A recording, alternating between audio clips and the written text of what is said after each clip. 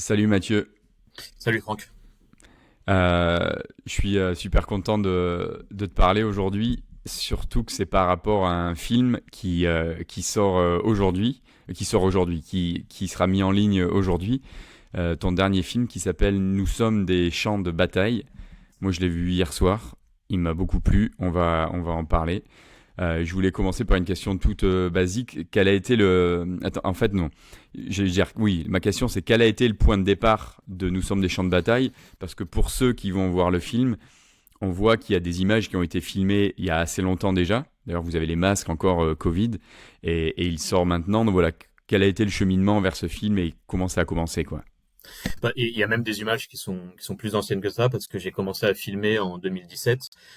Euh, le point de départ, c'est ce que j'essaye de faire, de faire de l'enquête critique au service de lutte, avec comme sujet principal ce qui nous empêche de nous libérer. Essayer de comprendre, donc notamment dans la société contemporaine, les mécanismes de l'ordre sécuritaire, le fonctionnement de la police, de la prison, des frontières, de la guerre, euh, leur transformation, et puis aussi les agencements, les arrimages entre le capitalisme, l'ordre racial, le patriarcat.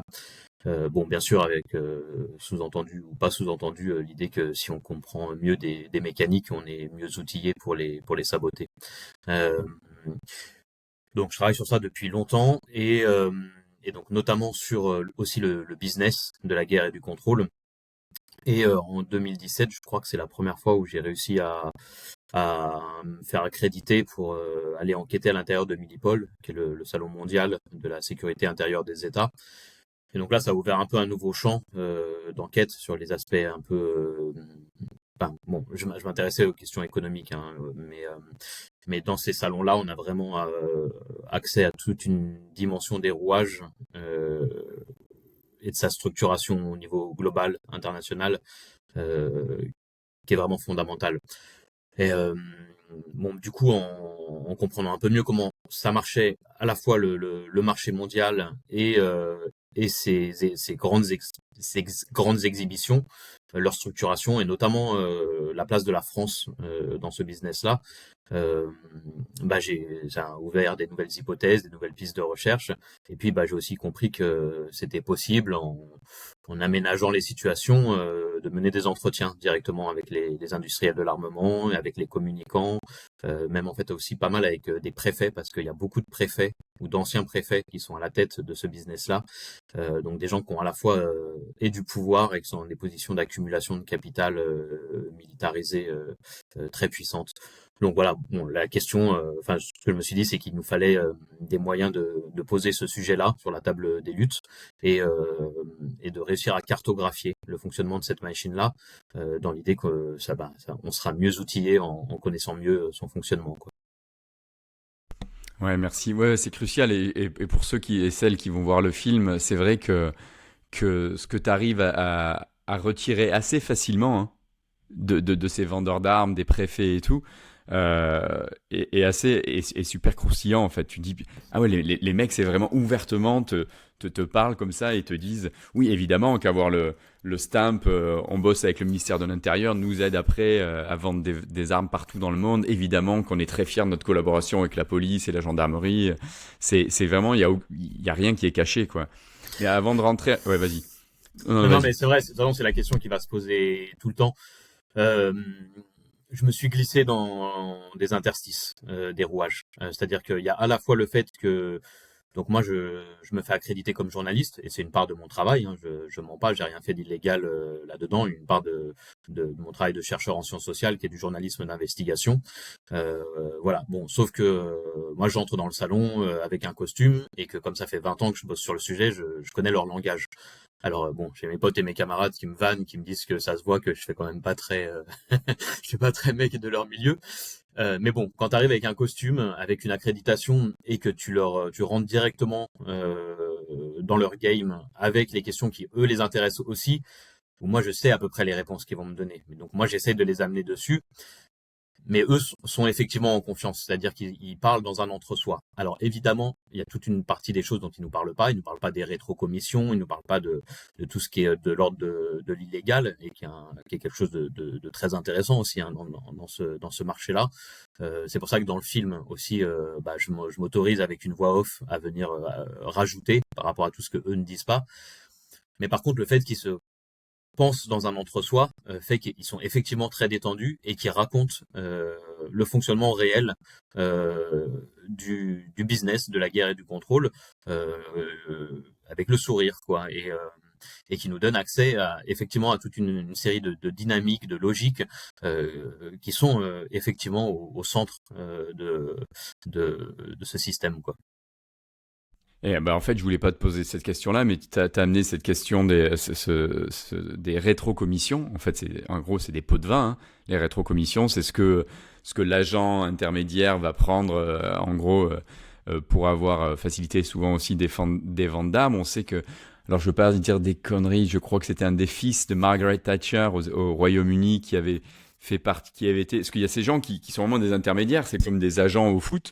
Donc moi je te vends mon joueur et je prends 10%, mais eux ils disent moi je te facilite ce contrat avec Boeing ou je sais pas quoi, et du coup moi je prends 10%. Mais quand il y a des sommes en jeu comme elles sont dans celle de l'armement, ça peut être des rétrocommissions monstrueuses, n'est-ce pas?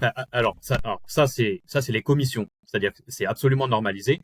Et les rétrocommissions, c'est le fait qu'en plus, moi, ministre de la Défense français, je vais signer ce contrat avec cet intermédiaire, et l'intermédiaire, de manière complètement obscure, va me renvoyer une mallette d'argent, et c'est des sommes, c'est en millions d'euros, hein, de dollars généralement, qui va me permettre de financer mon parti politique, ma prochaine campagne, etc. Et donc l'ensemble du business mondial fonctionne comme ça. C'est juste que de temps en temps, avec les alternances politiques, eh ben il y a une autre fraction qui arrive au pouvoir et qui fait le ménage, ou aussi des fois parce qu'il y a des bons journalistes d'investigation.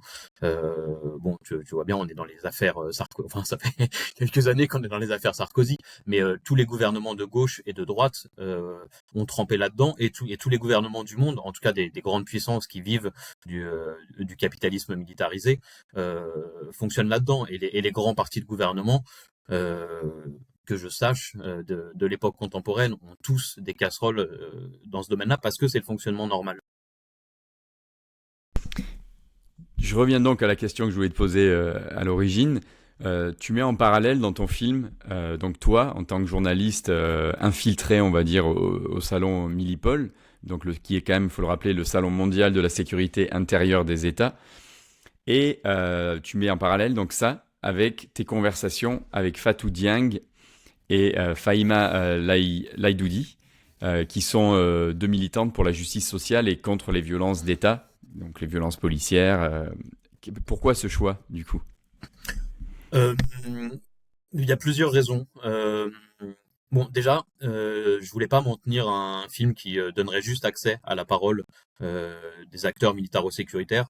Déjà parce que bon, ils nous donnent accès à ce qu'ils veulent. En vérité, même si je les amène sur des terrains qui sont glissants pour eux, il s'agit pas de juste leur donner la parole. Il s'agit d'analyser ce qu'ils disent et d'en faire quelque chose, de le confronter, de le critiquer. Et bon, dans un documentaire plus mainstream, sans doute on m'aurait amené à demander à des universitaires d'intervenir, des choses comme ça. Bon, moi j'ai fait le choix de pas faire ça. Bon, déjà parce qu'en fait l'analyse universitaire critique, je la porte moi-même, il n'y a pas besoin. Et puis en fait ce que j'avais envie, c'était plutôt qu'on confronte ça avec une pensée critique beaucoup plus incarnée, c'est-à-dire par des gens qui sont concernés directement par ces questions-là. Et Fatou et Fahima sont des militantes contre les violences d'État, mais c'est aussi des sœurs et des mères de victimes de violences sécuritaires. Puis en tant que femmes prolétaires non blanches, elles sont directement visées par tout ça. Donc à la fois elles l'ont vécu, elles ont été construites à travers cette place dans la société française. Et puis comme militantes, en fait, ça fait 10, 15, voire 20 ans, voire plus que ça, peut-être pour Fahima, qu'elles sont dans ces luttes. Et donc en fait, elles ont une expertise vraiment très fine des logiques des violences d'État, de leur impunité judiciaire, de leur transformation. Et en vérité, elles ont une pensée et une parole qui est du coup à la fois très informée, très incarnée, sensible, pertinente, je trouve beaucoup plus que n'importe quel universitaire. Et par-dessus tout ça, c'est mes amis et mes camarades. Et du coup, déjà par exemple, elle savait très bien ce que j'allais faire à Millipol, on se le racontait avant même le projet du film devienne plus concret. On échangeait ensemble. Et puis même je vais aller au-delà. En fait, moi je pense avec elle, quoi. C'est-à-dire et dans les luttes et dans notre quotidien, on réfléchit ensemble. Euh, et du coup, ça m'a paru, enfin, j'en ai parlé, on en a discuté ensemble, mais c'est paru une bonne idée de proposer aux gens qui regardent le film aussi de réfléchir avec elle et en fait de réfléchir avec nous trois. Ça crée un peu cette situation-là où on a, bon, il y a moi qui m'infiltre dans le salon, mais après on traite les données tous les trois et puis en fait on les traite avec les gens qui vont regarder le film et puis dans l'idée aussi enfin voilà, avec tous les gens qui veulent s'en emparer par la suite, quoi. Et d'ailleurs, pour parler de ces données, donc toi, tu travailles sur la question de la sécurité sécuritaire depuis plus de 20 ans maintenant. Tu me diras si tu apprends encore des choses, par exemple quand tu vas à Millipol, s'il y a des choses qui te surprennent encore. Mais c'est vrai que ce qui ressort à chaque fois dans ton documentaire, ton film, c'est que donc ces vendeurs, ces marchands d'armes disent la même chose. Avoir l'État français ou la gendarmerie française ou la police nationale comme client aide énormément les ventes à l'international, qui sont, et ils le disent tous aussi, là où ces sociétés se font le plus d'argent la plupart du temps. Donc ça, c'est vraiment, donc il y a vraiment cet aspect crucial à, on est, on a le badge Made in France ou à travailler avec l'État français, etc. C'est ça, hein. Exactement. Ouais, ouais. Bon, après l'idée, moi je suis dans une approche que je dis matérialiste critique, c'est-à-dire je m'inscris quand même dans un cadre théorique où les sociétés, enfin il y a des choses qui changent pas. Je pense que les sociétés sont faites d'affrontements entre des classes dominantes et des classes dominées, entre des systèmes d'accumulation de pouvoir et des formes de vie basé sur la solidarité, l'entraide, il y a des choses comme ça qui changent pas. Et donc c'est pareil dans le business sécuritaire. Il y a des trucs où effectivement, bon, t'es pas surpris. Il y a des grandes logiques, des grands mécanismes de fonctionnement. Alors après, qui peuvent être rompus à certaines époques, mais là, effectivement, voilà, les grands schémas ne changent pas. Je suis pas bouleversé à chaque fois que je vais dans un salon de l'armement. Voilà. Par contre, chaque investigation t'apprend aussi des nouvelles choses, plutôt sur la surface de ce fonctionnement-là. Puis aussi, tu vois les nouvelles armes, les nouveaux dispositifs, les nouvelles manières de les mettre en valeur. C'est beaucoup ça aussi. Parce que il faut jamais oublier ce truc-là, c'est qu'il y a vraiment ça, et ça c'est dans un entretien, je tire ça, il y a un communicant qui dit lui-même, il y a énormément de bullshit ici. Il dit. Il y a effectivement toute une, je sais même pas si on pourrait pas dire, enfin, une partie quasi pas principale, mais il y a une partie importante de toute l'innovation dans ces salons d'armement qui est vraiment qui est là pour montrer qu'on innove, pour tester les réactions, etc. Et en fait qui finissent jamais par être implémentés dans la réalité parce que il y a toute une série de contradictions, avant des contradictions internes, puis aussi il y a énormément de choses qui ne marchent pas dans la réalité. Et là, même avec des dispositifs auxquels on a affaire tout le temps, hein, les drones, les blindés, les derniers gros blindés de la gendarmerie que j'ai vu en 2017 et 2019, bah ça, ils ont déjà été rangés parce qu'en fait, en 2019, ils se sont rendus compte avec les gilets jaunes que ces blindés géants, ils passaient pas dans la plupart des petites rues parisiennes. Donc ils les ont remballés.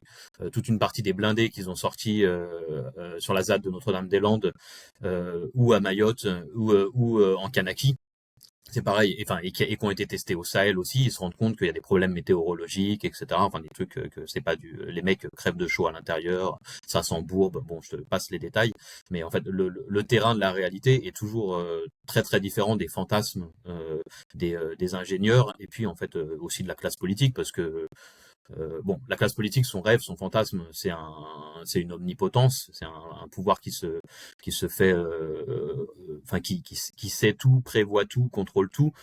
Euh, les capitalistes du marché militaro-sécuritaire, bah, leur fantasme, c'est des taux de profit absolus. Et il y a, voilà, à la rencontre de tout ça, il y a la réalité, c'est-à-dire les contradictions internes, euh, les contradictions dans les institutions, et puis il y a les résistances populaires. Bon, voilà. Et dans tout ça, la réalité n'est jamais le produit du fantasme des dominants. C'est toujours quelque chose d'autre, quoi. Euh, et donc, bon. le sujet que tu lances, alors il est aussi central dans le film, bah, c'est aussi un choix de montage, hein, parce que t'imagines, j'ai des dizaines d'heures d'entretien. C'est aussi moi qui, dans le montage, montre bien qu'il y a ce truc-là qui traverse tous les marchands d'armes. Le fait de dire, oui, on existe parce qu'on a un marché avec l'État français, donc parce on s'est organisé pour avoir une collaboration quasiment quotidienne, hein. Ça, c'est des choses que j'ai plutôt creusé dans des articles dans la revue du Crieur, par exemple, où vraiment j'explique comment les industriels de l'armement et l'État euh, fusionnent d'une certaine manière dans des espaces institutionnels où toute l'année, ils prévoient des innovations, ils budgétisent, ils conçoivent, ils développent ensemble des nouvelles technologies de surveillance, de guerre, de répression, et qui vont constituer, quand ils arrivent à aller jusqu'au bout, d'abord un business national, euh, qui est quand même déjà qui permet à ces entreprises-là de vivre, hein. Mais effectivement, elles disent toutes que une fois que tu l'as vendu à un État, si tu peux le vendre à plein d'États, c'est évidemment autant de fois de profit en plus. Et donc il y a effectivement toute une série d'entreprises qui, on a l'impression, d'une certaine manière, des fois vendent à l'État français simplement pour pouvoir entrer, enfin c'est pas simplement, c'est aussi pour pouvoir entrer sur le marché mondial avec l'étiquette de, entre guillemets, cette mythologie qui passent leur temps à reproduire de l'excellence française dans la défense et dans le maintien de l'ordre, et qui est bien entendu qui est un mythe publicitaire et politique et diplomatique et géostratégique, etc., mais qui sert à la fois aux classes politico-économiques, quoi. Tu sais à combien s'élève le business, en gros? Qu'est-ce que ça représente, le business des ventes d'armes à l'international? On a une idée à peu près ou... Ouais, on a des idées, mais c'est pareil en fait, c'est que tous les États publient les États et les industriels publient les chiffres qu'ils veulent. Euh, Ouais. Bon, et alors, en plus, il y a ce principe de base, c'est qu'on est dans un continuum.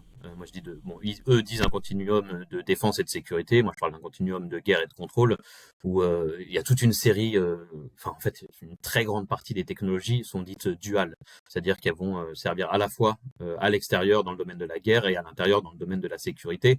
Et maintenant, on parle de sécurité extérieure, on parle de guerre intérieure. Bon, tout ça est très flou, mais en tout cas, le CIPRI, qui est un peu l'institution la plus crédible, la plus sincère et qui fait le travail le plus rigoureux de ce point de vue-là, eux évaluent le marché mondial de la défense à, je crois, autour de 1300 milliards d'euros par an. Je pense que c'est les chiffres pour 2023-2024.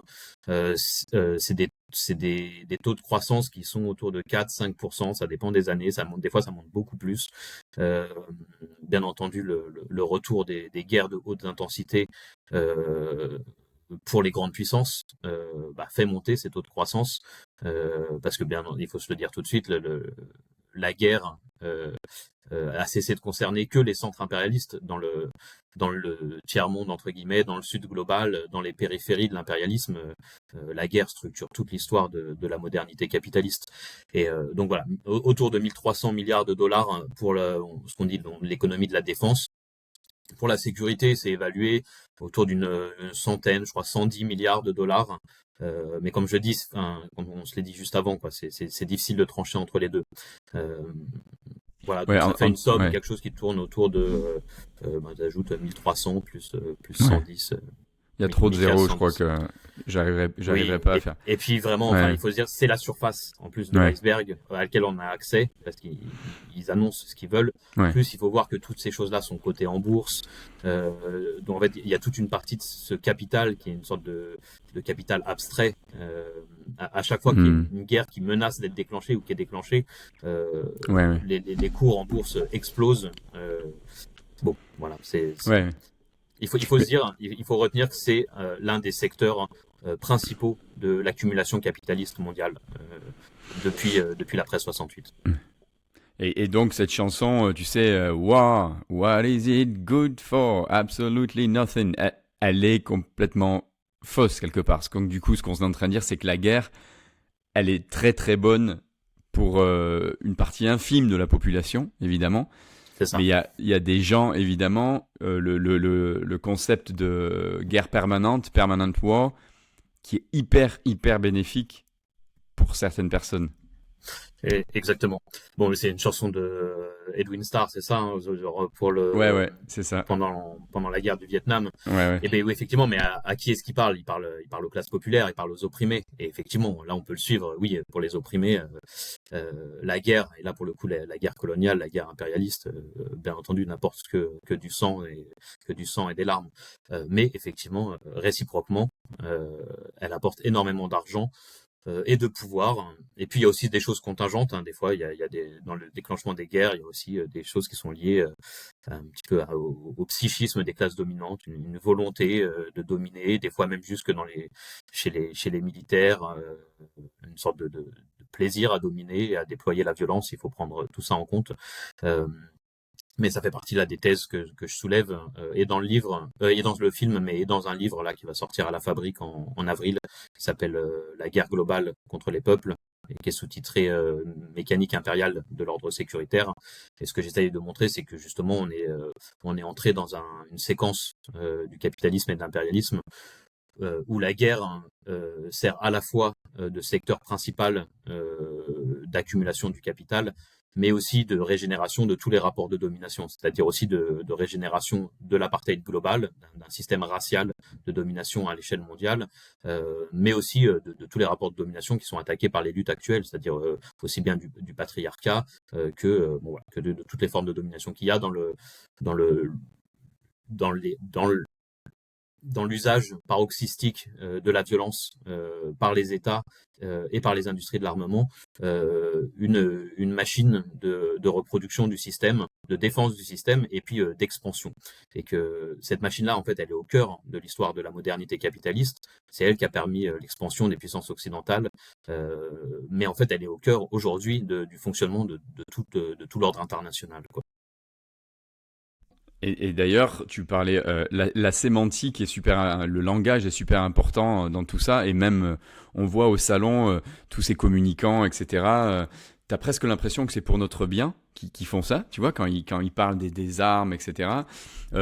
Et par exemple, une expression très intéressante, tout le monde parle de maintien de l'ordre. Toi, quand tu entends maintien de l'ordre, ça veut dire quoi pour toi, maintien de l'ordre? Bah ouais, mais c'est exactement ça. Il faut éviter ça. Il faut voir les mots du pouvoir hein, sont toujours de la propagande, sont toujours un dispositif de légitimation parce que justement on est dans des sociétés de classe. Les dominants et les dominés n'ont pas les mêmes intérêts, n'ont pas les mêmes conditions de vie. Euh, et cette arnaque rhétorique, tu la retrouves tout le temps. Genre, le système de police est basé sur l'idée que de protéger la population. Mais quelle population? C'est jamais les classes populaires qui sont protégées. C'est jamais les strates racisées non blanches des classes populaires. Elles sont tuées par la police. Elles sont enfermées massivement dans les prisons. En contre-insurrection, on trouve régulièrement cette rhétorique-là aussi de dire on va déplacer les populations pour leur bien. Déplacer les populations, c'est arracher les gens à leur territoire, les mettre dans des camions, les enfermer dans des camps d'internement. Et tout ça, c'est pour leur bien. Euh, et c'est pareil pour le maintien de l'ordre. Donc, maintien de l'ordre, alors il y a l'expression avec un M majuscule, qui est vraiment une catégorie administrative, juridico-légale. Et donc ça, c'est le domaine de la police qui s'applique à la gestion, eux ils disent gestion démocratique des foules, donc en fait à la gestion des mouvements sociaux.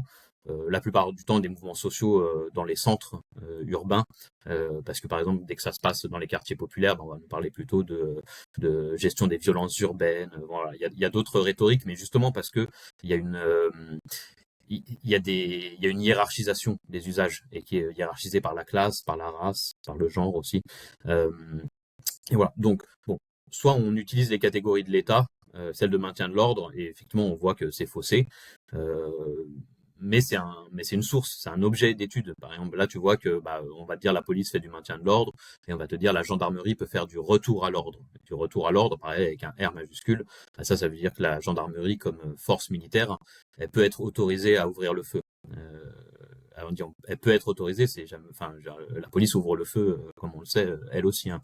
Mais euh, bon, enfin voilà, ça c'est des catégories de l'État. Alors après, en sociologie critique, on peut utiliser aussi maintien de l'ordre. Et là, effectivement, moi j'ajoute de ce point de vue-là, quand on parle de, par exemple, définir la police, je dis que oui, elle est là pour maintenir l'ordre mais pas l'ordre public. L'ordre public, ça n'existe pas en vérité, ça veut rien dire. Elle est là pour maintenir l'ordre social. Et donc un ordre social, comme on se le dit depuis tout à l'heure, qui est inégalitaire. Et là, effectivement, la police, l'armée, bon, et puis toute une série d'autres institutions sont là pour maintenir un ordre social égalitaire. Et, enfin, la police et l'armée arrivent, sont connectés avec aussi les administrations, l'éducation nationale, les grands médias. Bref, c'est tout un faisceau d'institutions qui permet de maintenir une société pyramidale. Attends, Merde, j'ai perdu mon fil. Qu'est-ce que je voulais dire? Et heureusement que j'ai écrit mes questions. Ouais, on parlait tout à l'heure des blindés dans la rue, de ces flics là qu'on appelle parfois des Robocop maintenant, qu'on voit, ils arrivent à peine à marcher avec des armes de plus en plus létales, malgré qu'ils disent qu'elles ne sont pas létales. Euh, on a vu ça. Moi, il y a presque 20 ans, j'étais en Palestine. On voyait déjà ça en Palestine, hein, même les camions en haut. Ils avaient même des camions ils s'appelaient les skunks, où ils te balançaient de l'eau qui pue. C'était un truc qui était dégueulasse. Les lacrymos, les LBD, ça existait déjà en Israël. On a vu ça après assez récemment, je veux dire, avec les mouvements des Black Lives Matter aux États-Unis, là, à Ferguson, où d'un coup on voyait dans la rue l'armée, en fait, contre des manifestants, et l'armée avec, du coup, des blindés. On voit maintenant en France, pareil, hein, des blindés dans la rue, des flics de plus en plus armés, et donc cette police militarisée de plus en plus. Euh, on pourrait se dire, dans un monde à peu près normal, que c'est parce que en face, cette police doit faire face du coup à des militants de plus en plus armés, de plus en plus dangereux, etc. Alors que c'est pas le cas, on est d'accord. Non, c'est pas le cas. Après, je pense qu'il faut pas non plus faire comme s'il n'y avait pas d'évolution dans les tactiques, dans la maîtrise du territoire. C'est quand j'avais travaillé sur la police, dans la domination policière, je montrais aussi ce truc-là que je vais revenir hein, vraiment précisément sur ce que tu dis parce que c'est fondamental, mais il faudrait pas laisser de côté le fait que, par exemple, la police évolue aussi en fonction de ce qui lui résiste, quoi, et que dans les quartiers populaires, bah, il y a aussi une résistance réelle, qui est pas justement des émeutes hystériques comme on essaie de nous le faire passer, de nous le faire croire, mais qui sont des résistances profondément politiques, mais que effectivement, quand tu connais bien ton territoire, ton quartier, quand tu t'es organisé, puis c'est pas que les jeunes dans la rue, hein, ça veut dire, ça peut être les mamans qui ouvrent les portes pour protéger, des gens qui font du soin, des gens qui font de la contre-information, enfin tout ça. Quand il y a une résistance populaire, bah effectivement la police a besoin de renforcer son pouvoir, et donc ça évolue. Et l'armée aussi, l'armée quand elle est confrontée à une guérilla, les guérillas par exemple, les maquis sont très très créatifs et ils sont obligés, parce qu'ils ont pas d'armes lourdes, ils ont que des armes légères hein, qu'ils sont obligés de fabriquer eux-mêmes, puis de créer des tactiques. Et puis eux ont une autre temporalité, c'est celle il s'agit de durer dans le temps en étant, je sais pas, c'est même pas en s'appuyant, c'est en étant enchevêtré dans les classes populaires. Donc voilà, bon, ça invente énormément de choses et d'ailleurs, enfin vraiment, sur le temps long, la plupart du temps, les résistances populaires finissent par renverser les occupations coloniales.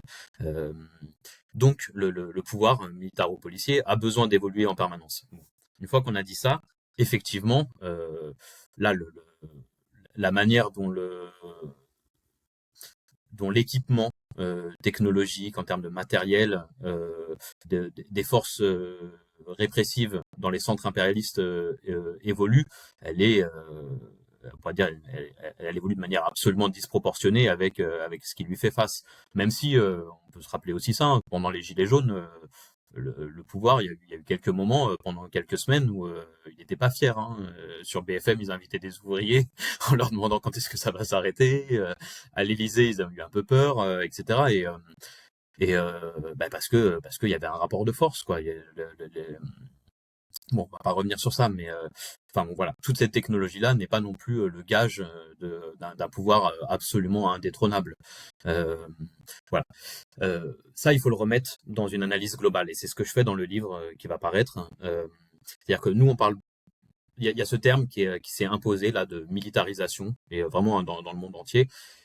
En fait, il y a un problème si on ne dit pas d'autre chose avec ce terme-là, parce que en fait, qu'est-ce qui se militarise euh, Là, l'analyse que je fais dans la guerre globale contre les peuples, c'est justement de regarder sur le temps long et dans la globalité. En fait, on se rend compte, si on arrête de regarder le monde depuis l'Occident, euh, c'est qu'en fait, toute l'histoire mondiale, depuis l'émergence du capitalisme, est faite de guerres. C'est-à-dire les seuls endroits où finalement il y a eu une sorte de démilitarisation, où on a fait semblant d'une certaine manière de séparer la police et le militaire, la guerre et le contrôle. C'est à l'intérieur des grandes puissances, à l'intérieur des centres impérialistes. Et encore une fois, ça dépend, c'est pas n'importe quand, parce que comme tu le sais très bien, euh, les luttes ouvrières radicales du début du XXe siècle, on leur tire dessus encore. Dans les années 45-50, c'est pareil, les grandes grèves ouvrières, on envoie la gendarmerie et ça ouvre le feu et il y a des morts. Euh, bon, et en fait, ce qui se passe, c'est que la forme impériale du capitalisme prétend apporter la civilisation, la paix, la raison, et aussi séparer euh, la guerre et le contrôle. Et elle le fait d'une certaine manière quand elle a en face d'elle quelque chose qui lui semble inoffensif, c'est-à-dire des mobilisations sociales autodisciplinées qui font des manifs avec des ballons, etc. Et que finalement il n'y a pas besoin d'intervenir.